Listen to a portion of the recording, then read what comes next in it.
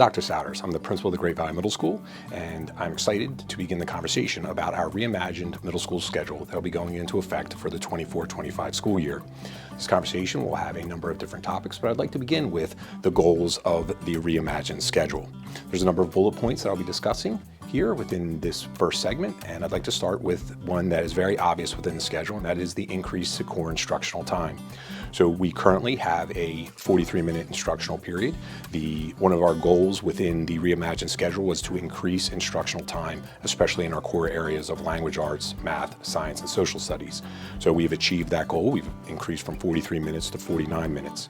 In addition to that, we also wanted to enhance our opportunities to remediate and enrich our students' educational experiences while with us in 7th and 8th grade.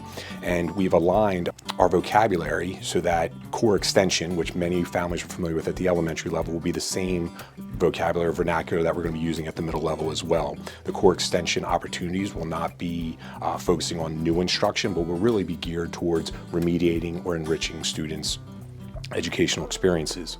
In addition to that, we also wanted to preserve the structures that build community and provide safe spaces for all of our students. We will be maintaining a team model. So while we have 3 teams now, we'll have 4 teams. The actual number of students per team will be reduced, and that will obviously create a greater opportunity for our teachers to build relationships and rapport with our students. An additional area of our schedule is allowing students a voice and choice when it comes to selecting their electives. Currently, our students are in an exploratory model where every student, in essence, gets the same opportunity throughout the course of the day. For example, family consumer science, technology education, computer applications. In addition to a exploratory model, there will also be opportunities for students to actually select electives in the areas of science, social studies, and music. The next goal area is maintaining the focus on the whole child. Within the middle level, that has been a primary focus prior to the reimagined schedule, but we also felt it was very important to keep that front and center because of the developmental needs and readiness of the students in 7th and 8th grade. Our counseling services will remain in play. We will still have access to our social worker. We will ensure that the team structure is in play in the new schedule as well to ensure that there's connections for every child while with us during the school day. There are a number of similarities with regard to the reimagined schedule and our current schedule. Team structure will remain in place. We will go from 3 teams to 4 teams. Common planning time within the day for our core area teachers as well as special area teachers will also be made available. The world language period will be assigned, very similar to what our 7th graders and 8th graders currently do. There will be a world language exploratory in 7th grade, as well as a level 1 language opportunity for our students in 8th grade.